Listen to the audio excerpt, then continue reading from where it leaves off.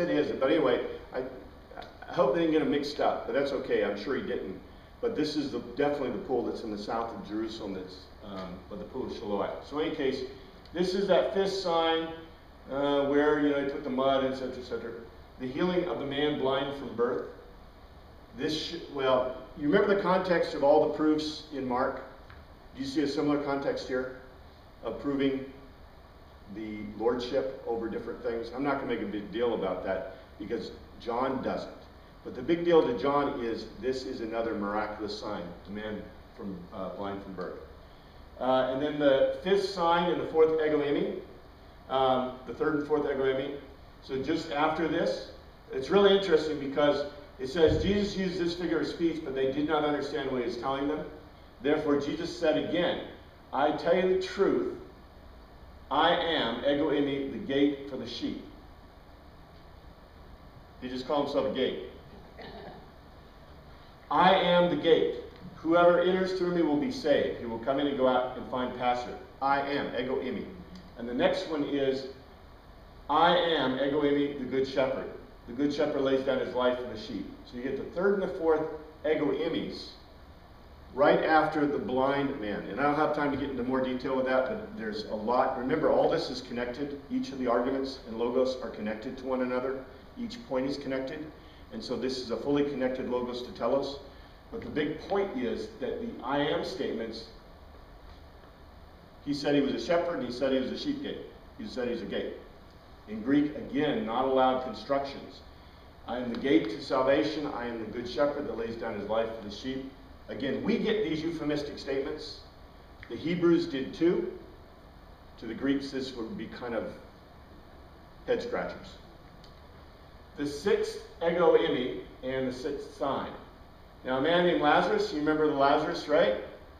He raised Lazarus from the dead. That's basically the sixth sign. And the ego eimi, I don't need to go through this huge thing, because here it is. Martha answered, I knew you'll rise again in the resurrection at the last day. Jesus said to her, ego eimi, the resurrection and the life. Right there, if we want to put that in Markian terms, what did he just make a claim over? Death. If you evaluate each of the ego eimi statements, you'll find that each one of them has some presence over some specific power in the world, but that's part of that logos to telos thing. It's not as important within the context of John, because John is not putting together, like Mark and Matthew, a thesis, proof statement. What proves each of his points? The signs, the miraculous signs to him. I am the resurrection and life. He who believes in me will live even though he dies. So that's the point. And this point wasn't missed by Martha. Martha said, she already knew it. I'm convinced that you are the Christ, the Son of God, has come into the world. Which John told us, what does he want us to do? What is the point of his writing? So, right. So you'll make the same conclusion that Martha did. Right? That's the point. Isn't it neat? This is very much like what we would expect a normative English kind of document to be. This isn't that odd to us. John has a lot of odd stuff that it has in it. We kind of wonder about. But in our euphemistic thinking, it's not so difficult for us to kind of figure it out. But to a Greek reader, it's just a little different. And that's my point. That's the point I want to make to you. The proof context of this is that logos to telos. Let's see, what's it? Sixth ego eimi, sixth sign. And the sixth sign is the raising of Lazarus from the dead. I am the resurrection of life. He who believes in me will live even though he dies. And so he makes the ego eimi statement, and then what did he do? He proved that he had that power.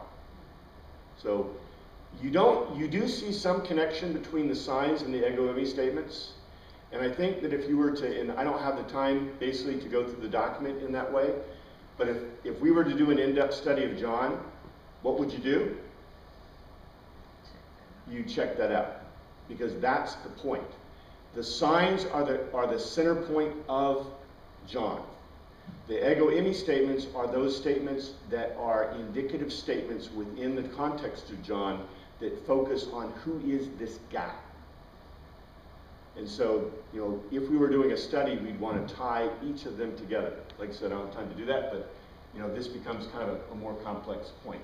The seventh ego eimi, Jesus answered, I am the way and the truth and the life. Do you notice that each of these ego eimi statements become more and more cumulatively powerful, more and more specific, more and more, I won't say euphemistic, but in terms of Greek, that's really euphemistic. He just said that I am the way, and by the way, what did early Christians call themselves? The way, tin hodos, right? I am tin hodos, the truth, aletheia, and zoe, and life. He has claimed everything, which, by the way, in the beginning was the Word.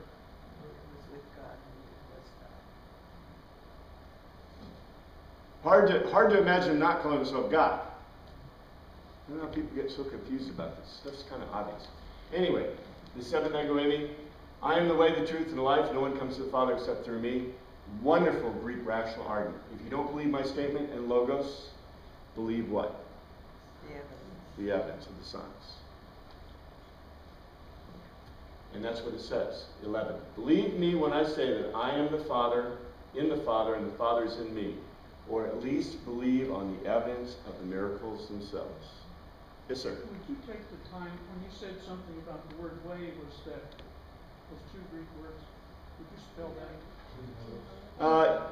Well, if I were to spell them, I'd have to spell them in Greek. But if you just say T-E-E-N, just like teen, and H-O-D-O-S, that's an English transliteration of the Greek that's pretty close. Yeah. But what I think is so beautiful about this is within the context of this statement. Look, John explains it exactly what he's trying to tell you. Can't miss it. The eighth ego eimi. Ego eimi, the true vine, and the Father is the gardener. Now, what is this claim? This is an Old Testament claim. What's the vine? Remember the rod of Jesse, the tree of Jesse, the vine of Jesse. This goes back, there's a lot of deep stuff, I don't have time to get into this, but this is a huge statement about his claims as both the king of the Jews, which will become a really important context, and from Jesse, that is, through the kingship of David. Ego eimi, the vine, you are the branches. The man remains in me and I in me will bear much fruit. Apart from me, you can do nothing. I am the true vine and my Father is the gardener. That's the context of this ego eimi. And then, let's see, when he finished praying, he left the Canavella. Let's see, what is this? Judas had betrayed him. Detached from his shoulders. Okay, here we go. You know what this is. Jesus of Nazareth, they replied, and this is really important. When they went to get Jesus, and this happens in Mark too, they said, Jesus, knowing what was going to happen to him, went out and asked him, who is it you want? Jesus of Nazareth, they replied, ego eimi he. Do you see how important power this statement is? And what does it do? Let's see. In this one, they didn't. Oh, yeah, they do. Jesus said, and Judas betrayed him, that Jesus said, when Jesus said, ego eimi, they drew back and fell to the ground. Why? That's right. Because when ego eimi in Greek is just like Hagios Pneuma. What does Hagios Pneuma stand for? Hagios Pneuma stands for Ruach HaKodesh, the Holy Spirit of God, right? It means bad breath, awful breath. Well, just like that, I am in Greek stands in the place of what in Hebrew? I am, God. And so when Jesus said, I am, why did they stand back? Well, first of all, you got to know this. The Jews did not state the name of God, Jehovah, Yahweh. They did not say it. Why? Third commandment, thou shalt not use the name of God. Now we translate it, thou shalt not take the name of the Lord in vain, but that's not what it says in Hebrew. It says, you shall not use the name of God. And so, guess what they didn't use? The name of God. It was only said at specific occasions. It was said during Rosh Hashanah by the high priest. And so the only person who knew how to correctly pronounce the name of God was the high priest. And so what did Jesus obviously do? There's a huge question here. If he was speaking, now I would argue he was speaking Greek the whole time, and the ego eimi stands in that place. And so when he said ego eimi, he was making an implicit statement that he was God by invoking the idea of the I am from the Jewish thought. There is the thought that he said the name of God. When they asked him, he said, Yahweh, he. Okay? In Greek, or in a mix. Now, it doesn't say that, but why would John not say that? Even if Jesus did. What's that? He was a Jew. He was a Jew and he didn't write that down. Even in Jewish texts, you find that in early Hebrew texts, they don't include the vowels in Christ's name, in Theos, in God. Because why? That was writing the name of God. And you didn't write the name of God. You left out the vowels. Yahweh leaves out the vowels, which are Adonai. I don't have time to get into that. In any case, the big deal here is that is a potential that the reason they fell back was because he is making an implicit claim to be God, and he's stating that I am the I am, basically. And that's the context of the I am statements. Because remember, the ego eimi statements I told you were odd constructions in Greek, and we get them throughout John. And then finally, at the main part, the climax pretty much, before the crucifixion, we get Jesus making an implicit claim to basically being God. Well, we do that anyway, excuse me. So, meanwhile, the high priest questioned Jesus about his disciples and his teaching. I've spoken only to the world, Jesus replied. Matter of fact, not just openly, he spoke with I am statements. He made implicit claims. And let's see, does he talk about the Simeon? I don't think he does. Why question me? Ask those who heard me. Surely you know what I said. See? Jesus said this. One of the officials struck him in the face. Is this the way you answer the high priest? He demanded. If I said something wrong, testify as to what is wrong. But if I spoke the truth, why did you strike me?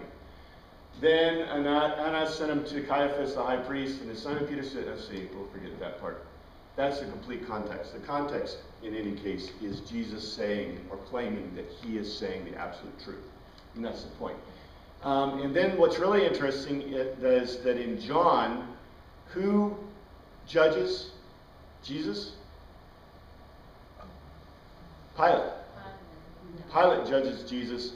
Pilate judges him in all of them, but who makes the first judgment is the high priest, implicitly in Matthew, Mark, and Luke.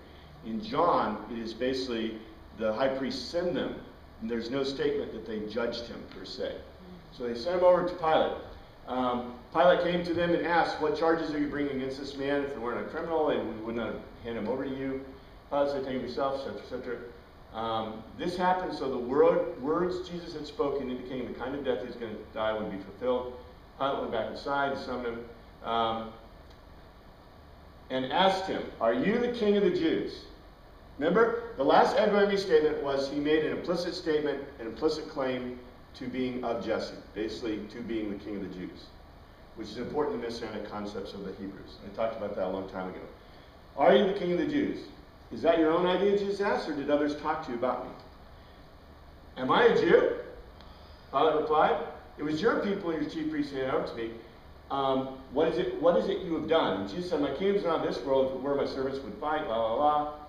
And he says, you are a king then, said Pilate. And Jesus answered, you are right in saying, ego eimi, a king. He just made an implicit statement that he is what? A king, well, king of the Jews. And so look at what, in fact, for this reason I was born, and for this I came into the world, to testify the truth. Everyone on this side of the truth listens to me. What is truth? Pilate asked. With this he went out again to the Jews and said, I find no basis. What does it mean when he says he finds no basis? For what reason, though? There's great evidence. He just claimed to be the king of the Jews. Jesus just claimed to be king of the Jews. The fact that Pilate says he's not guilty means that Pilate is saying he is what? King of the Jews. Yeah.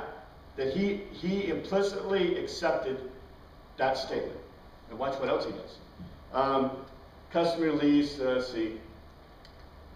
Pilate took Jesus, had him flogged, put together a crown of thorns. They clothed him with a purple robe. Do you do this with common criminals? Who do you do this with? Kings. Yep. Pilate took him out. Look, I'm bringing out to you. Let's see. Some high priest went back inside. You refuse to speak to me. Don't you realize I have the power either to free you or crucify you? Jesus answered, you would have no power over me if it were not given to you from above. Therefore, the one who handed you over to me. From then on, Pilate tried to set him free. Because Pilate knew, right? To Pilate, the guy's statements, the guy's claims were absolutely true. In the Greek, this is an obvious thing. This is a very strong Greek argument. So the only thing that really got him going was the thing about Caesar. Let's see, is the last one. Where's my other one?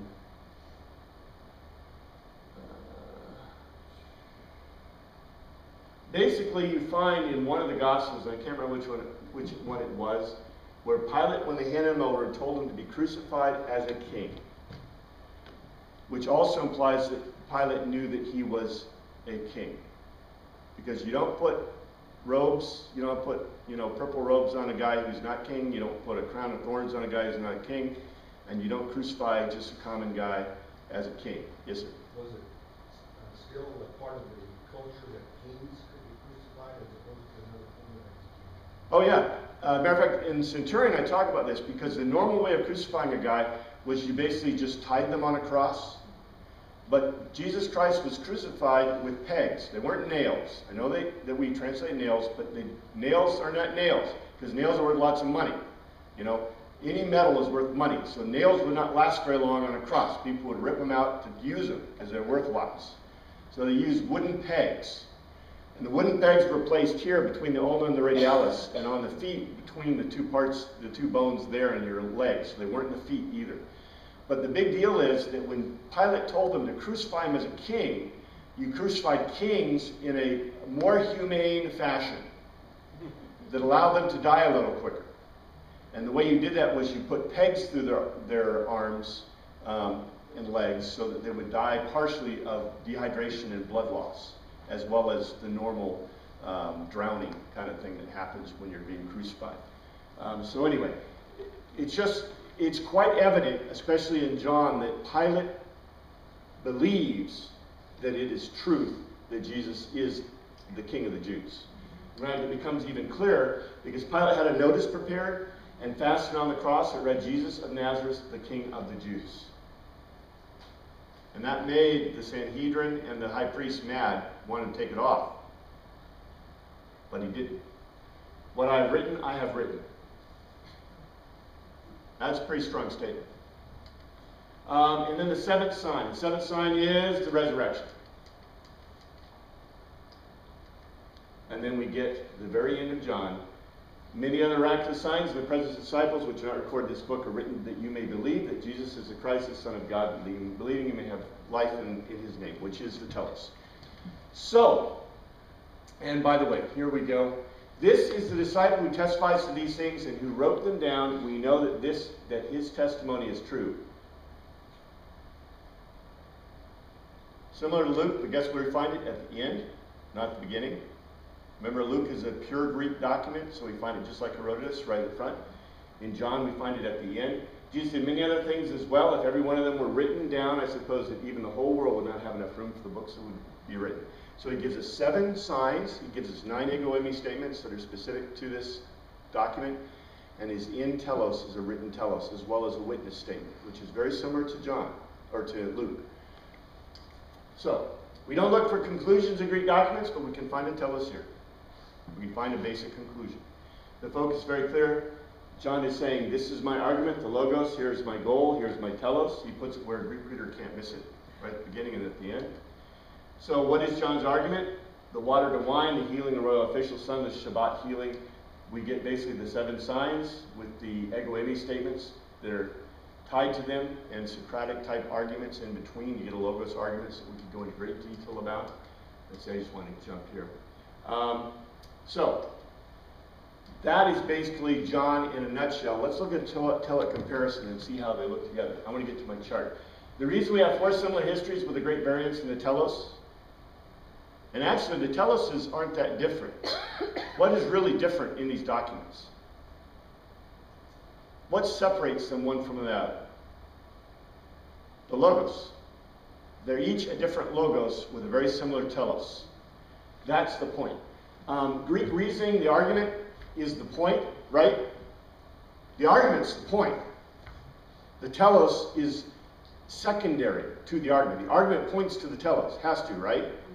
But the most important part to a Greek is the argument. So Greek thought would say that if the words were exactly the same, they don't care if the words are the same.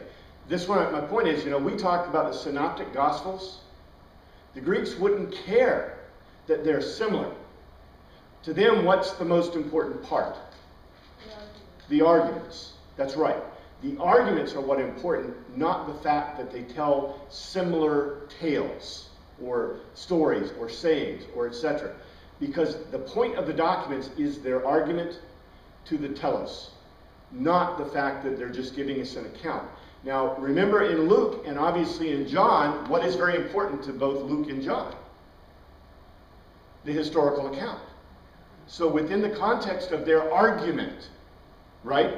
Their argument is, the argument of Luke is, I'm giving you an eyewitness account. The argument of John is, I'm giving you an eyewitness account to the signs and the ego eimi statements of Christ. So you compare that to an English work, we can do that every word kind. Here's the gospel comparison. I hope you can read this. Can you not read that? Let's do that. Let me tell you about it. It just says in this, when it was written, the earliest manuscript, the number of manuscripts. So this kind of gives you a lot of good information about the basic historicity of it. The witness of the documents, primary, secondary, primary. The quality of the work. Matthew is good Greek. Mark is poor Greek in comparison to other documents. Revelation is the worst. Luke is good to excellent, and John is good. The purpose of Matthew is a thesis statement. The purpose of Mark is a purpose statement. The purpose of Luke is a historical legal statement. The purpose of John is a logos statement. You guys remember? We looked at each one of those. Each of the purposes is stated completely differently, right? Thesis, purpose, historical legal statement, logos statement. Is there a synopsis in Matthew? Nope. Is there a synopsis in Mark? Nope. Is there a synopsis in Luke? There is an introduction in Luke. Is there a synopsis in John? Yes. Is there an argument? What is the argument? The argument, logos, in Matthew is a classical Greek argument found in 5 dialogues. The argument in Mark is 2-part, found in sayings and statements of lordship, with a Socratic dialogue separated by statements of plan. So you get a 2-part argument in Mark. In Luke, you have a primacy of the Torah as the argument. The proof is the completion of the Torah. That is the argument in Luke. In John, you have a stated argument, a stated logos, with 7 signs and 9 I am statements. Signs and I am statements would be considered absolute proof. Why? Because the I am statements are declarations. They're declarative statements. We don't find those declarative statements in Matthew, Mark, and Luke. We find the declarative statements in John. John is a good Greek argument, but its form is focused in a different group of people.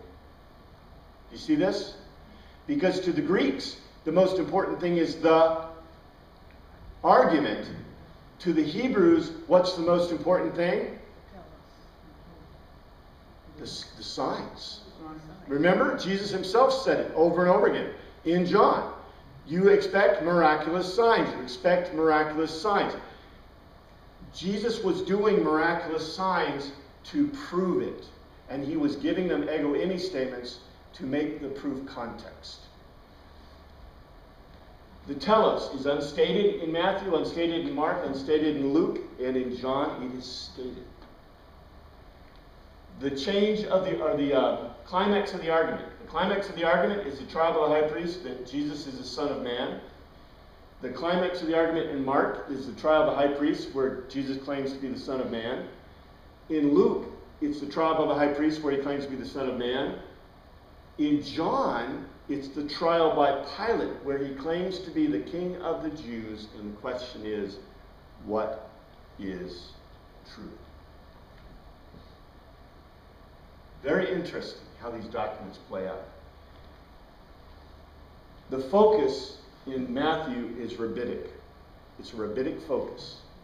The focus in Mark is parables. The focus in Luke is Torah. The focus in John is Jewish. Each of these documents is unique in the way it's approached, its argument, in every case. Yes, ma'am? Please give me the definition of the Son of Man. Basically, that's a claim of Messiah. It's a claim of being the Messiah. And the proof context of each of the, what we would call the Synoptic Gospels, the climax of that is when the trial by the high priest, the basic conclusion is that Jesus is the Son of Man. That's where the great claims are made. As opposed to John, where it's the trial by Pilate, where the claim is he is the King of the Jews. But to the Jews, the King of the Jews is the Messiah. See? So who do you think John was written to? Jewish community. And this is just a recursor of the things that we saw in the different documents. But we already saw that. So, yes, sir. Is that comparison chart on your website? Yeah, it's in, if you look down and you find these old slides, these slide sets are on the website. I taught them before, and you can find them and just get that, because that's a really good comparison, I think. It's a fun way of looking at it, different way of looking at it. So in the conclusion, the Gospels are great history. The 4 Greek historical documents, they have a different logos to tell us. They have each a different focus. They're the advent of modern literature. Their sayings and narrative mixed together. They're the advent of modern historical literature. And so that's it for the Gospels.